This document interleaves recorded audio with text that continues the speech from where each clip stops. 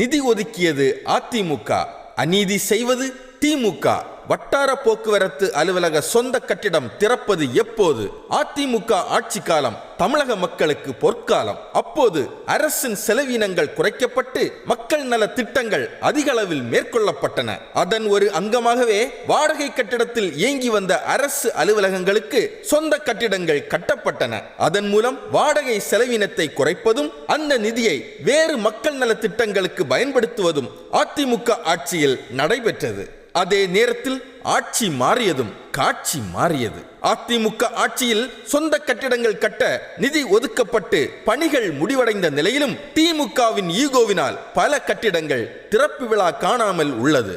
பூதப்பாண்டியில் கட்டி முடிக்கப்பட்டு திறக்கப்படாமல் உள்ள நீதிமன்ற கட்டிடமும் அதற்கு ஓர் உதாரணம். அதேபோல் நாகர்கோவில் வட்டார போக்குவரத்து அலுவலக கட்டிடமானது நீண்ட காலமாக வாடகை கட்டிடத்தில் இயங்கி வருகிறது. வட்டார போக்குவரத்து அலுவலகத்தின் வழியே டிரைவிங் லைசன்ஸ், வாகனங்களை பதிவு செய்தல், வாகனங்கள் நல்ல நிலையில் உள்ளதா என ஆய்வு செய்து சான்று வழங்குவது உள்ளிட்ட பல்வேறு பணிகள் நடைபெற்று வருகின்றன. இதேபோல் பள்ளி கல்லூரி மாணவ மாணவிகளின் விபத்தில்லா பயணத்தை உறுதி செய்ய பள்ளி கல்லூரி வாகனங்களையும் தர ஆய்வு செய்யும் நடைமுறை அதிமுக ஆட்சியில் உருவாக்கப்பட்டது. அந்த பணிகளும் வட்டார போக்குவரத்து அலுவலகத்திலேயே மேற்கொள்ளப்பட்டு வருகிறது. இவ்வளவு முக்கியத்துவம் வாய்ந்த பணிகளை மேற்கொள்ளும் வட்டார போக்குவரத்து அலுவலகம் தோவாளை அருகில் வாடகை கட்டிடத்தில் இயங்கி வருகிறது. இந்த குறையை போக்கும் வகையில் கடந்த அதிமுக ஆட்சியில் சொந்த கட்டிடம் கட்ட 3,79,27,000 ரூபாய் நிதி ஒதுக்கப்பட்டது.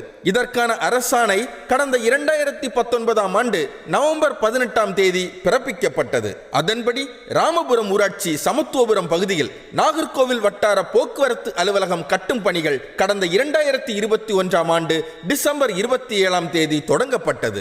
இந்த கட்டிடம் முழுமையாக கட்டி முடிக்கப்பட்ட நிலையில் அதிமுக ஆட்சியில் நிதி ஒதுக்கீடு செய்யப்பட்ட திட்டம் என்ற ஒரே காரணத்திற்காக கட்டிடத்தை திறக்காமல் கிடப்பில் போட்டுள்ளது திமுக அரசு.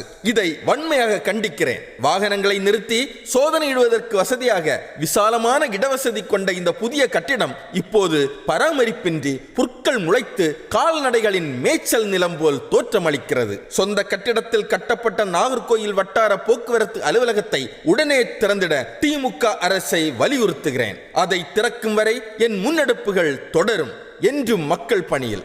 என் தளவாய் சுந்தரம், எம்எல்ஏ, கழக அமைப்பு செயலாளர், முன்னாள் அமைச்சர், குமரி கிழக்கு மாவட்ட கழக செயலாளர்.